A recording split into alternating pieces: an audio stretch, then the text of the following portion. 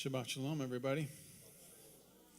So as I prepare my notes here, I really wanted to talk to you today about something that's really been bugging me for years. It's a question I've been asking myself over and over again, but I just can't seem to find an answer. It's a mystery so enduring that it just may never be solved. Why doesn't anyone realize that Clark Kent is Superman? I mean, seriously. He's 6'4", 250 pounds of solid muscle with a face that looks like it was sculpted by Leonardo da Vinci. And yet when he puts on a pair of glasses, everyone is fooled. Guys, I like to think I'm smarter than that. I take one look at Superman and be like, why is Clark Kent encased in spandex and fighting General Zod? And Lois Lane would be like, well, that's not Clark Kent. Clark parts his perfect head of jet black hair to the left. And then when I was a kid, I used to watch Masters of the Universe. I don't know if any of you guys remember that show. It was even worse with He-Man. So he somehow manages to put even less effort into his disguise. So Prince Adam basically puts on a pair of furry underwear and like a safety harness. He climbs onto the back of his giant green tiger. And the tiger has a sense to put on a mask at least. But nobody can figure out that it's him. Whatever, that's comic books for you though. You have to suspend your disbelief a little. But it bothers me a lot more when I see the same things happening in the Bible. In last week's Besorah portion, we read how Yeshua has been resurrected and he appears to Mary Magdalene. And when Mary sees Yeshua, she doesn't recognize him. And she assumes that he is a gardener until he reveals his identity to her. It's a little weird, but maybe we can chalk it up to, the sun was in Mary's eyes or something like that. And then we read about the episode with Peter on the fishing boat. Peter and a few of the other disciples are out fishing when Yeshua comes to the shore and calls out to them. And the scriptures tell us that the disciples did not realize that it was Yeshua. Okay, that's a bit weird too, but then again, Yeshua, he was kind of far away, and it might have been a bit dark, so we can explain that away too. But then it happens again in this week's Besorah portion that we just read. Two of Yeshua's followers are walking down the road discussing everything that's been going on. And Yeshua comes up to them and asks them what they're talking about. They're like, haven't you heard? What, have you been hiding under a rock? And Yeshua's like, something like that, kind of, yeah. So they get to talking, and they wind up spending hours together. So they're actively talking about Yeshua. So he's on their minds. Yeshua is opening up the scriptures to them in amazing ways, which is a really Yeshua thing to do. But through all this, the apostles don't realize that it's Yeshua they're speaking with. Now, this is a whole different situation. These guys are right up close to Yeshua. They are speaking directly to him. These are Yeshua's good friends. They are people who spent years with him. They've had long, intimate talks with him before, but neither of them recognize him. They even invite him to dinner, and it's only when Yeshua blesses the bread that they finally realize that it's him. On 3 separate occasions, the people closest to Yeshua fail to recognize him. It can't be a coincidence, right? The Bible is drawing attention to this because it's trying to tell us something. Why didn't these people recognize Yeshua? So I was looking this up, and over the years, biblical commentators have come up with a number of possibilities. Some people believe that it could just be like a confirmation bias. Let me give you an example. One time, to prepare for a movie role, the actor Tom Cruise spent an entire day dressed as a FedEx worker delivering packages around LA. I even found a picture of it. He spent the whole day going in and out of busy stores, having full conversations with people, and not a single person recognized one of the most recognizable men on the planet. People just don't expect Tom Cruise to be delivering their bath towels. So when they see him, they don't think, oh my gosh, it's Tom Cruise delivering my bath towels. They think, no, this FedEx driver looks kind of like the guy from Top Gun. And maybe the same thing was happening with Yeshua. The apostles think that he's dead, so they have no reason to expect to see him walking around. So when this man walks up to them, they might think, well, he bears an uncanny resemblance to Yeshua, but no way, couldn't be him. Now, others have a darker interpretation. They think that Yeshua was unrecognizable because he bore the scars of his ordeal. You all remember the episode with Doubting Thomas, where Yeshua shows his disciples the holes in his hands and the scars in his side. So this just confirms that Yeshua was resurrected into his own body, and he had the wounds from the nails and the spear. So perhaps these were not the only scars that he carried, and his face maybe looked different from the beatings he received. Got a picture here of the actor Mickey Rourke. Halfway through his acting career, he took time off to become a professional boxer. And this is what he looked like afterwards. He's like a completely different person. So, perhaps Yeshua's face was also swollen and scarred beyond recognition. Still, others believe that they didn't recognize Yeshua because he actually looked like a different person. Mark 16 says that Yeshua appeared to the apostles in a different form. So most people understand this to mean that he just appeared to them like in a different way than he did to Mary. But some people interpret this as meaning that Yeshua literally took on a different form. And this could be justification for all those blonde-haired, blue-eyed Jesus paintings. So maybe Yeshua died looking like this and was raised like that. But I think the best explanation comes from the text itself.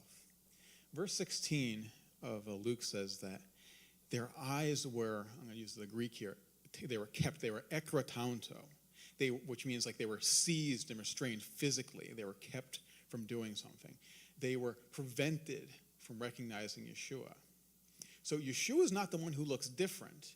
It's the apostles who don't recognize him. The problem is with the apostles, not with Yeshua. So in that light, I'm less interested in how the apostles didn't recognize Yeshua. I'm more interested in why. Because on 3 separate occasions, Yeshua conceals his identity only to reveal it later. So whenever the scriptures repeat themes, it's to draw our attention to it. So why does Yeshua do this? Why is he trying to draw attention to this? What purpose does it serve? And what can we learn from this? Firstly, I think sometimes we don't see the truth immediately so that something greater can be fulfilled. And let me explain a little better. I think we can better understand the apostles' failure to recognize Yeshua if we look at it from the context of the entire story of the Bible.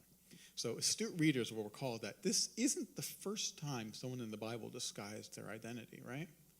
So one of our most famous stories is about how the crafty Jacob dressed in hairy garments and fooled his father into thinking he was his brother Esau. And then just a few chapters later, Jacob himself is tricked when Leah marries him while disguised as her sister Rachel. And a few chapters after that, we read how Joseph tricked his brothers in Egypt by disguising his identity in order to test them. So 3 stories, 3 failures to recognize who was standing right in front of them. Does that sound familiar? So when the scriptures repeat themes, it's to draw our attention to it. See, because I've always found it strange that these people couldn't see through the flimsy disguises. So Isaac, he may have been blind, but he should have been able to tell his sons apart. Jacob didn't even disguise his voice. And Jacob spent 7 years spending time with, longing after Rachel, and going on dates with her, but he spent an entire intimate night with Leah before realizing he'd be tricked. How dark does it have to be in that tent? Joseph isn't even covering his face. How is it that these people were blind to the true identities of those closest to them? In the book of Isaiah, when God gives the prophet his commission, he tells him this: render the hearts of this people insensitive, their ears dull, and their eyes dim.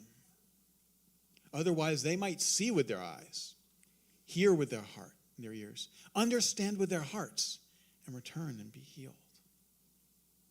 See, in this verse, we see that God sometimes works by closing the eyes of his people to the truth in order for something greater to be fulfilled. If Isaac had recognized Jacob, he never would have had to leave home and go on his journey of transformation. Had Jacob recognized Leah, he would never have married the mother of 7 of his children. Half the tribes of Israel would never have been born, including Judah, from whom Yeshua is descended. If Joseph's brothers realized who he was, they would have immediately started cringing and groveling and begging for their lives, and Joseph would have had no way of reconciling with them and putting his family back together. See, by closing their eyes, by preventing them from seeing the truth immediately, God allowed these people to see a greater truth when he opened them again.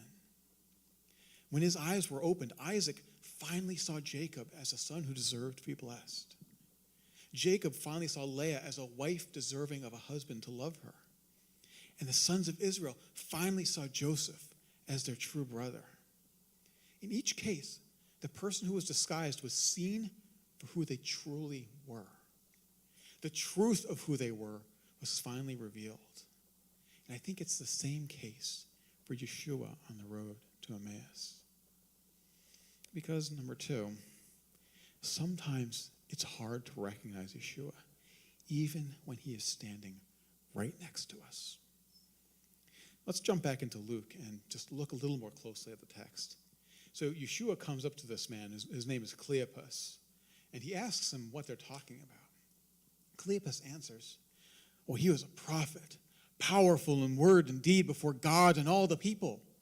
But the chief priests and our rulers handed him over to be sentenced to death, and they crucified him. But we had hoped that he was going to be the one to redeem Israel. So right off the bat, we see that Cleopas has a problem here. Cleopas has this image in his head of who Yeshua is supposed to be. So it's very flattering. When he thinks of Yeshua, he sees this mighty prophet and miracle worker. He sees someone who is going to overthrow the Romans, establish the kingdom of heaven on earth. And so he's absolutely shocked when Yeshua instead is arrested and put to death, because that doesn't fit into his image of who Yeshua is.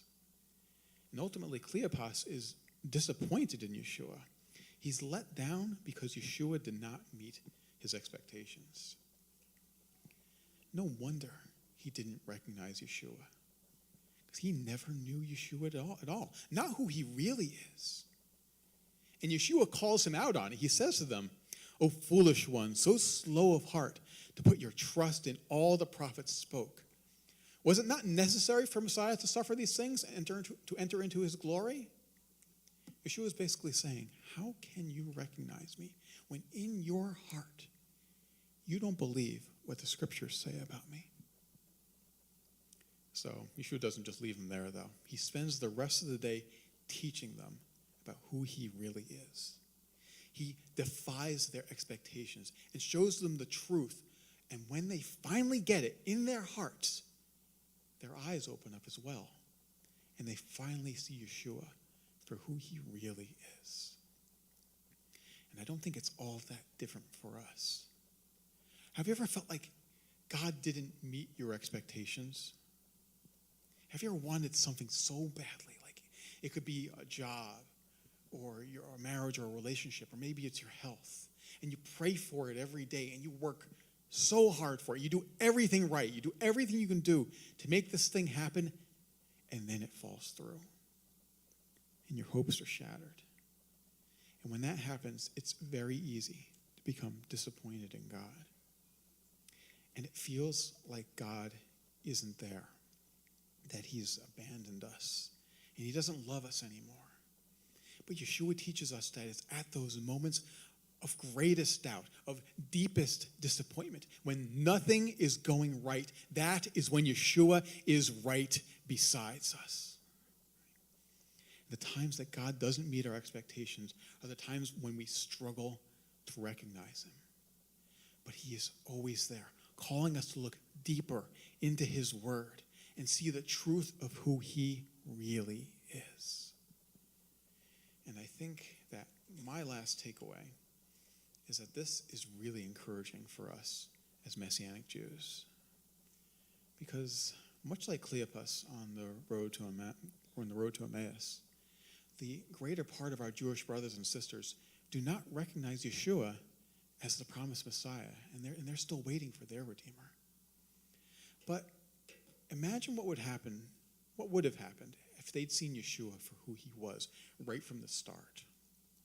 Israel would have embraced him and made him their king. They almost did anyway. All of Judah would have been saved. But Messiah would never have gone to the cross. He never would have paid the price for our sins. And though Israel would be saved, the rest of the world will drown in darkness. If God has dimmed the eyes of Israel, then it has been for a greater purpose. And I find hope in the knowledge that while God sometimes blinds his people to the truth, he never does it permanently. The Apostle Paul understood this. This is the famous thing that he's written here in Romans 11. I say then, they did not stumble so as to fall, did they? May it never be. But by their false step, salvation has come to the Gentiles to provoke Israel to jealousy. Guys, come we read this last part together, because I think this is really important for us. Now, if their transgression leads to riches for the world, and their lost riches for the Gentiles, then how much more their fullness? For if their rejection leads to the reconciliation of the world, then what will their acceptance be but life from the dead? Amen. On the road to Emmaus, the apostles didn't recognize Yeshua. But when he opened their hearts to the truth, their eyes were opened as well, and they saw Yeshua for who he really was. The word of God has the power to open our hearts. Yeshua has the power to open our eyes. The time is coming, congregation, when all of Israel will embrace their Messiah and see who Yeshua truly is. And on that day, Cleopas' long-awaited hope will be fulfilled. Yeshua will redeem Israel. He will restore our nation, and Yeshua will make our family whole again. Shabbat shalom, everybody.